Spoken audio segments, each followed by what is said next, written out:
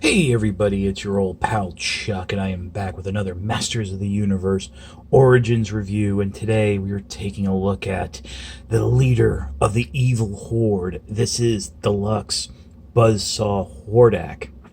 Now, I actually don't have the regular Hordak figure, and to be honest, I'm probably not going to get it since this version of Hordak pretty much comes with everything I would want from a Hordak figure, and then some because it's the deluxe figure. If you remember back in the day, we got Hordak, then we got Whirlwind Hordak, who I think came first, and then we got Buzzsaw Hordak. Now, Buzzsaw Hordak does have a play feature, and can I just take a moment and tip my hat to Mattel that they really know the audience, and the fact that they're recreating for the most part the play features of most of these Masters of the Universe figures, it's just wonderful. I kind of get why Fisto didn't have his like spring-loaded arm, and who knows? Down the line, we can get a set with Fisto and Stridor, and that version of Fisto will have that arm. But I just really think it's cool, and they're doing it at a reasonable price point. The regular Origin figures are about $15. These are about $20. And when you look at other lines that have figures for $20, I think you're kind of getting a little bit more because you're getting the play feature, but they're also throwing in a whole bunch of other accessories. Speaking of which, we should take a look at those accessories right now. After these messages, we'll be right back.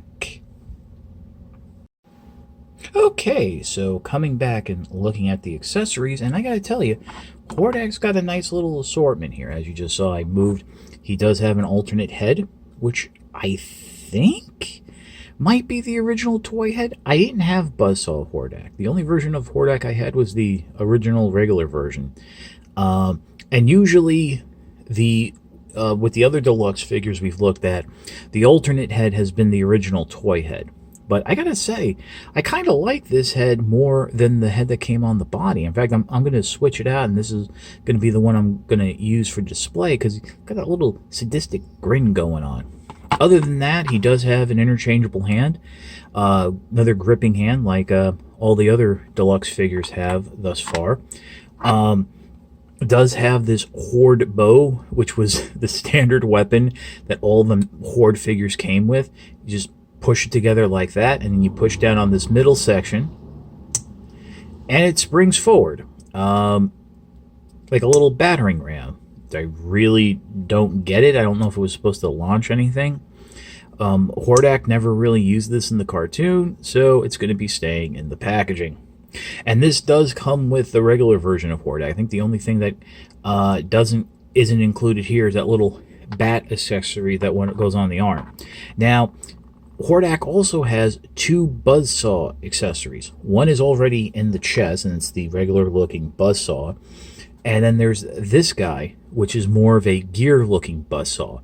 I'm going to demonstrate the features here in just a second, but moving the accessories off to the side, because I'll be honest, I'm not going to use the interchangeable hand either. I like having that open hand, but I am definitely going to switch the head.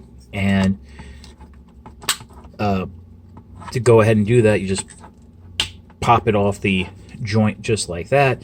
Thankfully, the little hood chin piece there gives you a little extra leverage, and you just pop it on,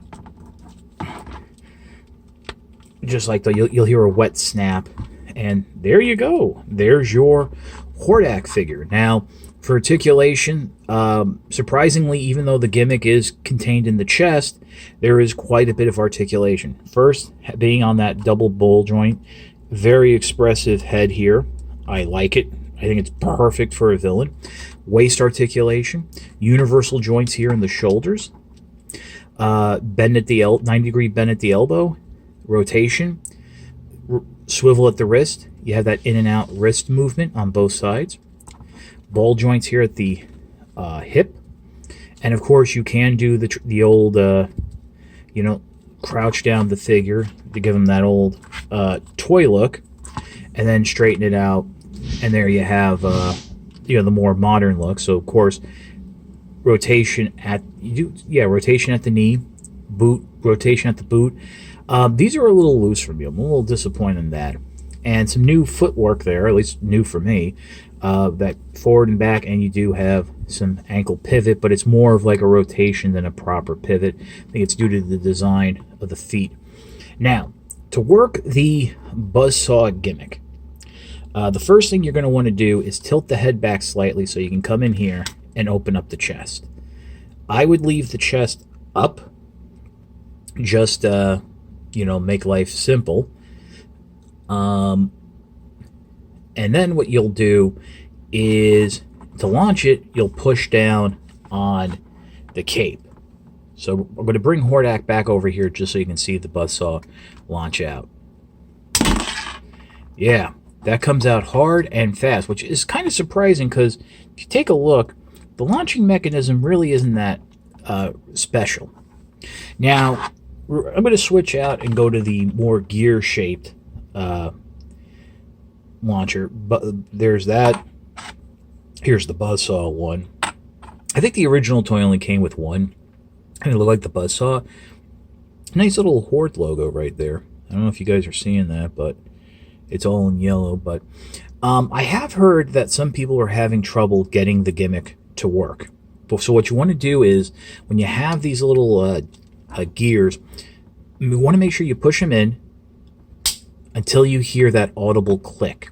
It's not going to launch if you don't do the audible click. So what I'll do now is I will launch it towards the camera. There you go. And it just hit me in the chest. So there is quite a bit of force behind this, and I think it's, I don't even know if it's spring. I think it's all friction, which is, I think is kind of cool, but it really is a fun gimmick there. So I think that's about it for the figure.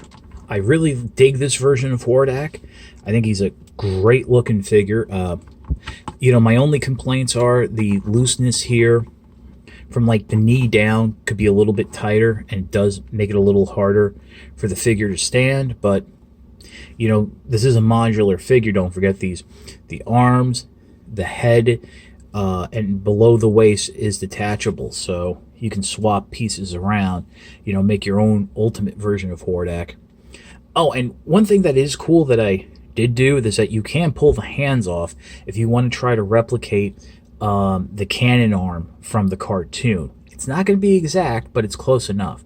That's why I'm kind of hoping we get a deluxe Whirlwind Hordak. I think that was the right name, Whirlwind Hordak, with the interchangeable bits into the wrist, because without any of the bits in, that was the cannon arm. So we'll pause and we'll be back with my final thoughts. Hordak was always an interesting character. It was sold as a Masters of the Universe figure, as well as the other members of the Horde, but they were the primary antagonists for She-Ra and the Princesses of Power. Even though the She-Ra figures were really designed mostly by the Mattel Girls brand. Basically what had happened was, She-Ra was going to be under Masters of the Universe. They were going to be designed by the Boys brand, have a very different look, but the Girls brand basically said, hey, you know what? We want a slice of this multi-million-dollar pie. So the higher-ups acquiesced, and that's why we had the She-Ra figures looking so different from the other Masters of the Universe figures, but their villains, the Horde, looking like traditional Masters of the Universe villains. It's also kind of interesting if you look at the history of Hordak. There's really two origins. On one hand, he was the guy who gave Skeletor his power, and Skeletor ultimately betrayed him. From the cartoon, they were actually rivals and partners in the Horde, both answering to Horde Prime and being, again, antagonistic to each other. And then also, the Horde, way back in the early days of Eternia with Hero and King Grayskull, were the primary antagonists along with the Snake Men.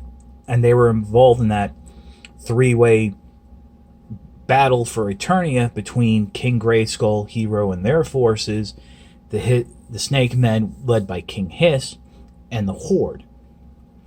So, he's all around a bad guy. And I think it was kind of interesting to have Hordak around, whereas Skeletor, by the end of the run of Masters of the Universe, had become more of a sympathetic villain. I think just because of the performance by Alan Oppenheimer really just made Skeletor beloved, as well as his appearance in the He-Man She-Ra Christmas special. Hordak was, there were some goofy moments, but he was more of the straight-ahead bad guy. And King Hiss, unfortunately, by the time the Snake Men were introduced, cartoon was over. Now, of course, I do think we're going to see the Snake Men in the Origins line. Mattel has said that this line is going to continue, and that reports of its demise and poor performance are greatly exaggerated. So that's a good news. Now, as for Buzzsaw Hordak, I got this figure off of Amazon. And as I've told you before, you have to look at the secondary listings, because a lot of times Amazon will put this figure up, but it's not in stock by them, but it's like a week or two away. So you'll see the third-party seller, who's usually charging double or even 3 times the cost of the figure, listed first. And that's how I found Buzzsaw Hordak. There was somebody charging $28, but underneath was an Amazon listing under more sellers for $19.99. So definitely that's how I got it. And so keep an eye out. The other problem is, of course, is that with Amazon's algorithms, we still have problems where they're trying to get $25 for Deluxe Ram Man. You can also find this figure in brick and mortar retail, but I have to be honest with you. I have not seen any Masters of the Universe Origins figures outside of He-Man and Skeletor and a chewed up Ninjor on shelves. I see Panther, I see Battle Cat, but that's about it. So I don't know if these stores aren't restocking, or it's just I happen to miss them. Because the last time I was there, I did see that they had the Multiverse Revelations He-Man, those figures, as well as the smaller versions of them. But again, besides Amazon, BBTS always seems to have stock of these figures, and they're an easy way to get them if you can't find them in other means. But definitely a great figure, lots of fun, and a real throwback to the original version. So, that's about it for the review. If you like this review, please consider liking, commenting, and subscribing. While I will always appreciate the views, your likes, comments, and subscriptions help communicate to YouTube through their algorithms that my channel is one that should be exalted and held upon high.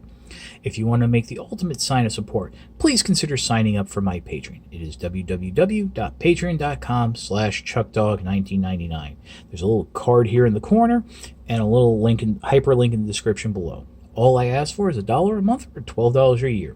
No thrills, no tears, no special rewards. All you're doing is helping me help me to help you bring figures like Hordak to you, as well as keeping up the general infrastructure of the channel. But as I always say, and I always make a point of saying this, if you can't do the $1 a month or $12 a year, that's perfectly fine. Your views are more than thanks enough. I've been doing this now for over 10 years, and let me just tell you, any other extra little wink at sign of support really means a lot to me. But as I always say, it's a cherry on top of an already generous sundae. So that's about it for Buzzsaw Hordak. We will see you next time.